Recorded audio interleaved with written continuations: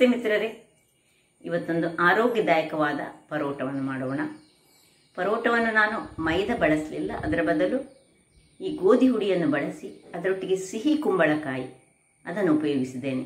ಸಿಹಿ ಕುಂಬಳಕಾಯಿಯ ಆರೋಗ್ಯಭರಿತ ಅಂಶಗಳು ನಿಮಗೆಲ್ಲ ಗೊತ್ತಿರುವಂಥದ್ದೇ. ಮಕ್ಕಳಿಗಂತೂ ಯಾರು ಪರೋಟ ಕೇಳ್ತಾರೆ ಮಕ್ಕಳು, ಅವರಿಗೆ ಇದನ್ನು ಮಾಡಿಕೊಡಿ.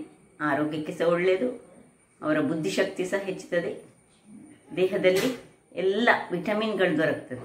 ಹಾಗಾದರೆ ಬನ್ನಿ, ಈ ರುಚಿಕರವಾದ ಪರೋಟವನ್ನು ಹೇಗೆ ಮಾಡುವುದನ್ನು ನೋಡುವ ಮೊದಲು ಯಾರೆಲ್ಲ ನನ್ನ ಚಾನಲನ್ನು ನೋಡ್ತಿದ್ದೀರಿ, ಯಾರೆಲ್ಲ ಇನ್ನೂ ಸಬ್ಸ್ಕ್ರೈಬ್ ಮಾಡಿಲ್ಲ, ದಯವಿಟ್ಟು ಸಬ್ಸ್ಕ್ರೈಬ್ ಮಾಡಿ ಸಪೋರ್ಟ್ ಮಾಡಿ ಅಂತ ಹೇಳುತ್ತಾ ಅಡಿಗೆ ಮನೆಗೆ ಹೋಗೋಣ.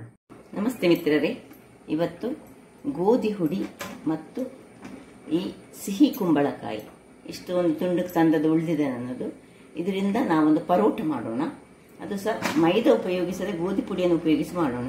ಅದಕ್ಕೆ ನಮಗೆ ಒಂದು ಅರ್ಧ ಚಮಚದಷ್ಟು ಈ ಅಜ್ವಾಯಿನ್ ಅಂದರೆ ಓಮ ಬೇಕಾಗ್ತದೆ, ಮತ್ತು ಸ್ವಲ್ಪ ನೀರು, ಉಪ್ಪು, ಇಷ್ಟು ಸಾಮಗ್ರಿಗಳು ಬೇಕು. ಒಂದು ಅರ್ಧ kg ಗೋಧಿ ಹಿಟ್ಟಾದರೆ 1/4 kg ನಮಗೆ ಈ ಸಿಹಿ ಕುಂಬಳಕಾಯಿ ಬೇಕು. ಈಗ ಮೊದಲಿಗೆ ನಾವು ಈ ಸಿಹಿ ಕುಂಬಳಕಾಯಿಯನ್ನು ಸಣ್ಣದಾಗಿ ಹೆಚ್ಚಿಟ್ಕೊಳ್ಳೋಣ. ಸಣ್ಣ ಹೆಚ್ಚಿಟ್ಟುಕೊಂಡಿದ್ದರೆ ಸಿಪ್ಪೆ ತೆಗೆಯೋಣ. ಸುರಿಗೆ ಸಿಪ್ಪೆ ಎಲ್ಲ ತೆಗೆದು ನಿಮಗೆ ತೋರಿಸ್ತೇನೆ ನಾನು. ವೀಕ್ಷಕರೇ, ಕಟ್ಟಿಂಗ್ ಎಲ್ಲ ಮಾಡಿ ಆಯಿತು. ನಾನು 150 ಗ್ರಾಮ್ಸ್ ತೆಗೆದುಕೊಂಡದ್ರಿಂದಾಗಿ ಇಷ್ಟು ಸಿಹಿ ಕುಂಬಳ ಸಾಕು. ಕೆಂಬುಡೆ ಅಂತ ನಾವೇನು ಕರಿತೇವೆ ಅದನ್ನು ಉಪಯೋಗಿಸಿ ನಾವೀಗ ಮಾಡ್ತಿದ್ದೇವೆ. ಇದನ್ನೀಗ ನಾನು ಕುಕ್ಕರಿಗೆ ಹಾಕೊಳ್ತಿದ್ದೇನೆ.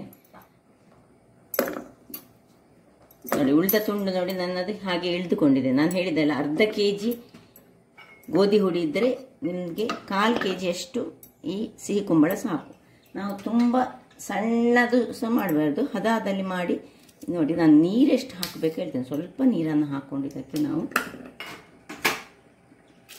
ಸ್ವಲ್ಪ ನೋಡಿ ಇಷ್ಟು ನೀರು ಸಾಕು ಹಾಕಿ ಸ್ವಲ್ಪ ಉಪ್ಪು ಹಾಕ್ಕೊಳ್ತಿದ್ದೇನೆ. ನೋಡಿ, ಇನ್ನು ಇದನ್ನು ಕುಕ್ಕರಲ್ಲಿ ಒಂದು ಒಳ್ಳೆ ಚೆನ್ನಾಗಿ ಬೇಯಬೇಕು. ಒಂದು 2 ವಿಸಿಲ್ ತೆಗೆದುಕೊಳ್ಳೋಣ. 2 ವಿಸಿಲ್ಗಳ ನಂತರ ಇದೀಗ ಸ್ವಲ್ಪ ತಣ್ಣಗಾಗಿದೆ. ನೋಡಿ, ಅಂದರೆ ಪೂರ್ತಿ ತಣ್ಣಗಾಗಲಿಲ್ಲ, ಅದರಿಂದಾಗಿ ನೋಡಿ ಬಿಸಿ ಉಂಟು. ಇದನ್ನೀಗ ನಾವು ಒಂದು ಬೌಲಿಗೆ ನಾನು ಇದನ್ನು ಶಿಫ್ಟ್ ಮಾಡ್ಕೊಳ್ತಿದ್ದೇನೆ. ಇದರ ನೀರನ್ನು ನಾವು ಸಪರೇಟಾಗಿ ತೆಗೆದಿಟ್ಕೊಳ್ಳೋಣ.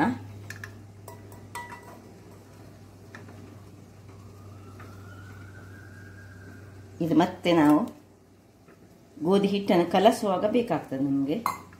ಈಗ ಇಷ್ಟನ್ನು ಇನ್ನು ಸರಿ ತಣ್ಣಗಾಗಲಿಕ್ಕೆ ಬಿಡೋಣ. ಇದು ಒಳ್ಳೆ ತಣ್ಣಗಾಗಬೇಕು. ವೀಕ್ಷಕರೇ, ಇಲ್ಲಿ ನೋಡಿ, ಇದೀಗ ತಣ್ಣಗಾಗಿದೆ. ಈಗ ಮುಟ್ಟುವಾಗ ತಣ್ಣಗಾದರೆ ಆಯಿತು. ಇನ್ನು ಇದನ್ನು ಒಳ್ಳೆ ಮ್ಯಾಶ್ ಮಾಡಿಕೊಳ್ಬೇಕು. ಅದಕ್ಕೋಸ್ಕರ ಅದು ಒಳ್ಳೆ ಬೆಂದು ಹೋಗಿರಬೇಕು. ನಾನು ಚೆನ್ನಾಗಿ ಹೀಗೆ ಮ್ಯಾಶ್ ಮಾಡ್ಕೊಳ್ತೇನೆ, ಆಮೇಲೆ ತೋರಿಸ್ಕೊಳ್ತೇನೆ. ಇಷ್ಟು ಚೆನ್ನಾಗಿ ಅದು ಒಳ್ಳೆ ಮ್ಯಾಶ್ ಆಗಬೇಕು.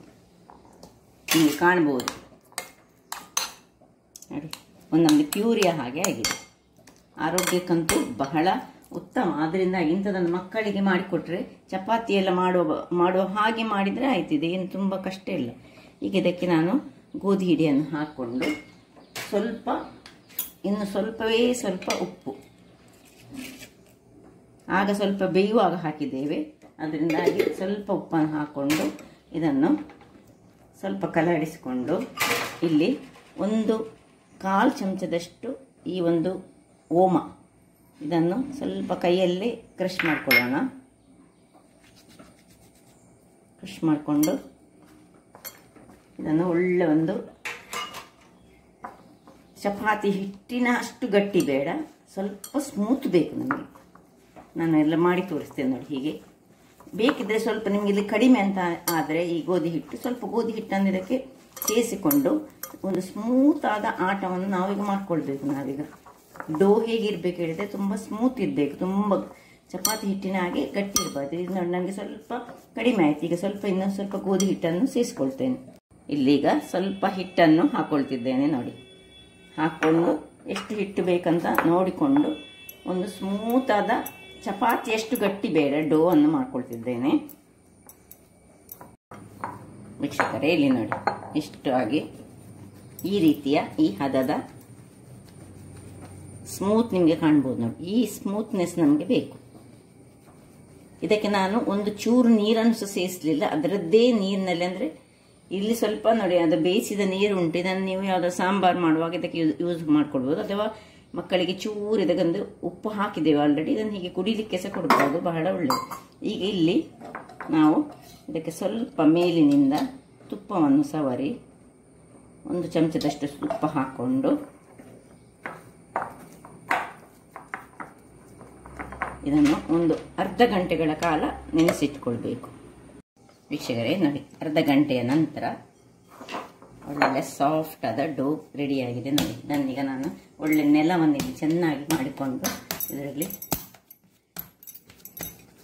ಹೀಗೆ ಚೆನ್ನಾಗಿ ಇನ್ನೊಮ್ಮೆ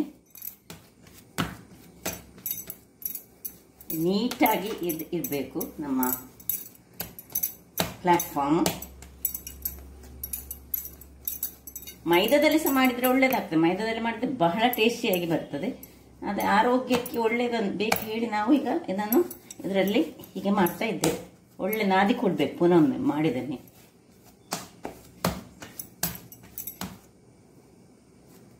ಇನ್ನು ಇದರಲ್ಲಿ ಇಟ್ಕೊಂಡು ಇದಕ್ಕೆ ಇನ್ನು ಸ್ವಲ್ಪ ಎಣ್ಣೆಯನ್ನು ಹಾಕೊಳ್ತಿದ್ದೇನೆ ನಾನು. ತುಪ್ಪ ಸಹ ಹಾಕೊಳ್ಬಹುದು. ಈಗ ಒಂದು ದೊಡ್ಡ ರೌಂಡ್ಗಳಷ್ಟು ಎಷ್ಟೆಷ್ಟು ದೊಡ್ಡದು ಬೇಕು ನಿಮಗೆ ಅದರ ಹದಕ್ಕೆ ತಕ್ಕ ನಾವು ಇದರಲ್ಲಿ ಮಾಡಿಟ್ಕೊಳ್ಳೋಣ. ಇದರಲ್ಲಿ ಒಂದು 3-4 ಆಗ್ತದೆ ಅಷ್ಟೇ ದೊಡ್ಡ ಹದದಲ್ಲಿ. ಇದೆಲ್ಲ 2 ಉಂಡೆಗಳನ್ನು ಮಾಡಿಕೊಡ್ತೇನೆ.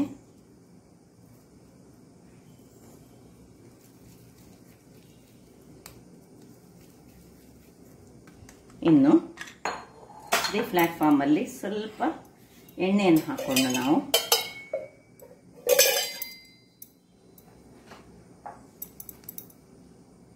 ಈಗ ಇಲ್ಲಿ ಒಂದು ಕಬ್ಬಿಣದ ಬಾಣಲೆಯನ್ನು ಇಟ್ಕೊಂಡಿದ್ದೇನೆ ನೋಡಿ. ಇದು ಬಿಸಿ ಆಗ್ತಾ ಇರಲಿ, ಹದದಲ್ಲಿ ಇರಲಿ. ಇಲ್ಲಿ ನಾವು ಸ್ವಲ್ಪ ನಮಗೆ ಗೋಧಿಯ ಹುಡಿ ಬೇಕು ಅಥವಾ ಮೈದಾ ಹುಡಿ ಸಹ ಆಗ್ತದೆ, ಯಾವ ಸಹ ಆಗ್ತದೆ. ಇದನ್ನು ಸ್ವಲ್ಪ ಇದರಲ್ಲಿ ಹೀಗೆ ಡಿಪ್ ಮಾಡಿಕೊಂಡು ಇಲ್ಲಿ ಎಣ್ಣೆ ಹಾಕೊಂಡ ಇದಕ್ಕೆ ನಾವು ನೋಡಿ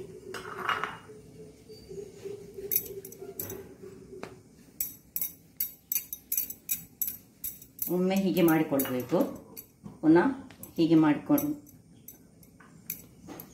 ಇದನ್ನು ಹೀಗೆ ರೋಲ್ ಮಾಡಿಕೊಳ್ಬೇಕು. ರೋಲ್ ಮಾಡಿಕೊಂಡು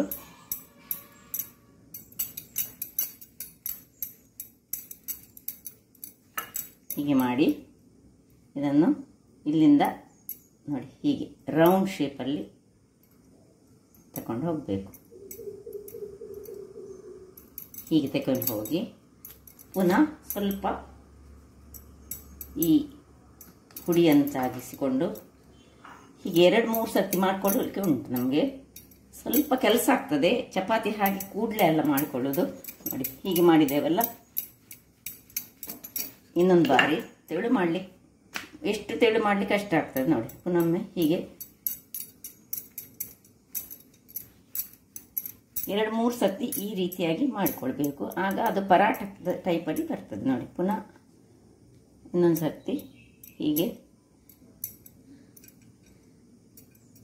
ಮಾಡಿಕೊಂಡು ಇನ್ನು ರೌಂಡ್ ಶೇಪಲ್ಲಿ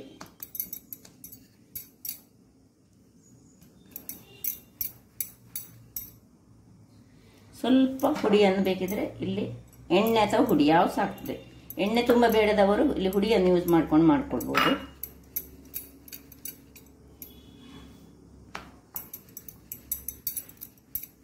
ತುಂಬ ದಪ್ಪ ಸಹ ಮಾಡಬಾರ್ದು, ತುಂಬ ತೆಳು ಸಹ ಆಗಬಾರ್ದು.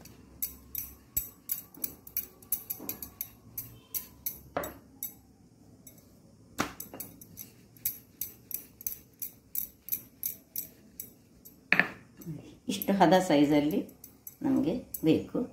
ಇಲ್ಲಿ ಕಾವಲಿ ಸಹ ಬಿಸಿಯಾಗಿದೆ. ಸ್ವಲ್ಪ ತುಪ್ಪವನ್ನು ಹಾಕೊಳ್ತೇನೆ ಮೇಲೆ.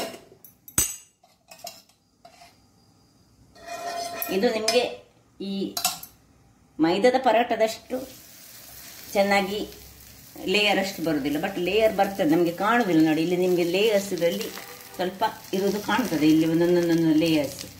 ಈಗ ಇಷ್ಟನ್ನು ನಾವು ಮೆಲ್ಲಕ್ಕೆ ಕಾಯಿಸ್ಕೊಳ್ಳೋಣ. ಇಲ್ಲಿ ನೋಡಿ, 1-2 ನಿಮಿಷಗಳ ಬಳಿಕ ಸ್ವಲ್ಪ ತುಪ್ಪವನ್ನು ಇದರ ಮೇಲೆ ಹಾಕೊಳ್ಳೋಣ. ಇನ್ನು ನೋಡಿ ಎಷ್ಟು ಚೆನ್ನಾಗಿ ಬಂದಿದೆ ನೋಡಿ. ಕಾಯಲಿಕ್ಕೆ ಸ್ವಲ್ಪ ಟೈಮ್ ಆಗ್ತದೆ, ತುಂಬ ದೊಡ್ಡ ಉರಿ ಆಗಬಾರ್ದು, ಅದೇ ಉರಿಯಲ್ಲಿ ನಾವು ಇದನ್ನು ಕಾಯಿಸ್ಕೊಳ್ಬೇಕು. ಇನ್ನು ಸಹ ಸಣ್ಣ ನೋಡಿ, ಉರಿ ಸಣ್ಣದು ಮಾಡಿಕೊಂಡು ಕಾಯ್ತಾ ಇರುವಾಗ ಇಲ್ಲಿ ಇನ್ನೊಂದನ್ನು ಅದೇ ರೀತಿಯಲ್ಲಿ ನೋಡಿ ನಾನು ಸ್ವಲ್ಪ ಮಾಡಿಟ್ಟುಕೊಂಡೆ. ಒಂದು ಸತ್ತಿಗೆ ಮಾಡಿದೆ, 2-3 ಸತಿ ನೋಡಿ ಈ ರೀತಿ ರೌಂಡಲ್ಲಿ ನಾವು ಮಾಡಿಕೊಂಡು ಸ್ವಲ್ಪ ಹುಡಿಯನ್ನು ಹಾಕ್ಕೊಂಡು, ತುಂಬ ಸಹ ಹುಡಿ ಬೇಡ ನಮಗೆ, ಅಥವಾ ಎಣ್ಣೆ ಹಾಕ್ಕೊಂಡ್ರೆ ಸಾಕ್ತದೆ. ಹೀಗೆ ಲಟ್ಟಿಸ್ಕೊಳ್ಳೋಣ. ಮಾತ್ರ ಸ್ವಲ್ಪ ಆದಷ್ಟು ಡಸ್ಟ್ ಮಾಡಿಕೊಂಡು ಪುನಃ ಹೀಗೆ ಲೇಯರ್ 2-3 ಸತಿ ಲೇಯರ್ ಮಾಡಿದರೆ ಒಳ್ಳೆ ಚೆನ್ನಾದ ಪರಾಟ ರೆಡಿ ಆಗ್ತದೆ.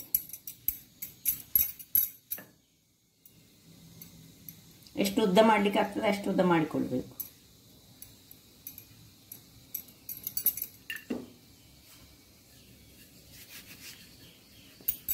ನೋಡಿ ಇಲ್ಲಿ ಇದು ರೆಡಿ ಆಯ್ತು. ಇಲ್ಲಿ ಏನು ಚೆನ್ನಾಗಿ ಬಂದಿದೆ ನೋಡಿ. ತುಂಬ ಉರಿ ತುಂಬ ದೊಡ್ಡದಿರಬಾರ್ದು, ಅಷ್ಟೇ ಅದಾಗ್ತಾ ಇರಲಿ. ಇದನ್ನೀಗ ರೆಡಿ ಮಾಡ್ತೇನೆ ನಾನು. ಸ್ವಲ್ಪ ಕೆಲಸ ಆಗ್ತದೆ ನಮಗೆ, ಬಟ್ ಆರೋಗ್ಯಭರಿತವಾದ ಒಂದು ಪರಾಟ ರೆಡಿ ಆಗ್ತದೆ. ಕೆಲವರಿಗೆ ಪರಾಟ ಹೇಳಿ ತುಂಬ ಇಷ್ಟ ಇರ್ತದೆ, ಆದರೆ ಈ ಮೈದಾ ಹೇಳಿ ಕೆಲವರು ತಿನ್ನಲಿಕ್ಕೆ ಹೋಗುವುದಿಲ್ಲ. ರೆಡಿ ಇದು ಇಲ್ಲಿ ನನಗೆ ತೆಗೆದುಕೊಳ್ಳೋಣ. ಇಲ್ಲಿ ನೋಡಿ ಏನು ಚೆನ್ನಾಗಿ ಬಂತು ನೋಡಿ, ಸ್ಮೂತ್ಸ್ ಆಗಿ ಸಹ ಉಂಟು ನೋಡಿ, ಲೇಯರ್ ಕಾಣ್ಬೋದು ನಿಮಗೆ. ಸ್ವಲ್ಪ ಬೇಯಬೇಕು. ಈಗ ಇನ್ನೊಂದನ್ನು ಸಹ ಅದೇ ರೀತಿ ಸ್ವಲ್ಪ ಸುರಿಗೆ ತುಪ್ಪವನ್ನು ಹಾಕ್ಕೊಂಡು ಇಲ್ಲಿ ಮಾಡ್ಕೊಳ್ಳೋಣ. ಅದೇ ರೀತಿ ವೀಕ್ಷಕರೇ ಇಲ್ಲಿ ನೋಡಿ, 2ನೇ ಪರಾಟ ಸಹ ರೆಡಿಯಾಗಿದೆ, ಚೆನ್ನಾಗಿ ಬರ್ತದೆ. ಇಲ್ಲಿ ನಿಮಗೆ ಕಾಣ್ಬೋದು ನೋಡಿ, ಇದರಲ್ಲಿ ನನಗೆ ತೋರಿಸಿದ್ದು ಸ್ವಲ್ಪ ಬಿಸಿ ಉಂಟು ನೋಡಿ, ಲೇಯರ್ಸ್ ನೋಡಿ ಅಂತೆ. ಹೀಗೆ ಪರಾಟದ ಟೈಪಲ್ಲೇ ಲೇಯರ್ಸ್ ಬರ್ತದೆ, ಬಹಳ ಚೆನ್ನಾಗಿ ಬರ್ತದೆ. ಇದನ್ನು ನಾವು ಬೆಣ್ಣೆಯೊಟ್ಟಿಗೆ ಸಹ ತಿನ್ಬೋದು, ಅಥವಾ ಈ ಯಾವುದೇ ಒಂದು ಕೋಳಿಯ ರಸವ, ಮೀನಿನ ರಸವ, ಅಥವಾ ಈ ಸಾಂಬಾರಿನಲ್ಲಿ ಸಹ ಯಾವುದೇ ಸಹ ತಿನ್ಬೋದು, ಬಹಳ ಚೆನ್ನಾಗಿ ಬರುವಂತಹದ್ದು. ಹಾಗಾದರೆ ಆರೋಗ್ಯಭರಿತವಾದ ಪಂಕಿನನ್ನು ಯೂಸ್ ಮಾಡಿದಂತಹ ಈ ಒಂದು ರುಚಿಕರವಾದ ಪರೋಟವನ್ನು ಹೇಗೆ ಮಾಡುವುದೆಂದು ನೋಡಿದ್ದೀರಿ. ನನ್ನ ಈ ಕುಕಿಂಗ್ ಚಾನಲ್ ನಿಮಗೆ ಇಷ್ಟ ಆದರೆ ಬೋಳೂರು ಸುವರ್ಣ ಚಾನಲನ್ನು ಲೈಕ್ ಮಾಡಿ, ಶೇರ್ ಮಾಡಿ ಹಾಗೂ ಸಬ್ಸ್ಕ್ರೈಬ್ ಮಾಡಿ, ಹಾಗೂ ನನ್ನ ಇನ್ಸ್ಟಾಗ್ರಾಮ್ ಪೇಜನ್ನು ಫಾಲೋ ಮಾಡಿ. ಧನ್ಯವಾದಗಳು.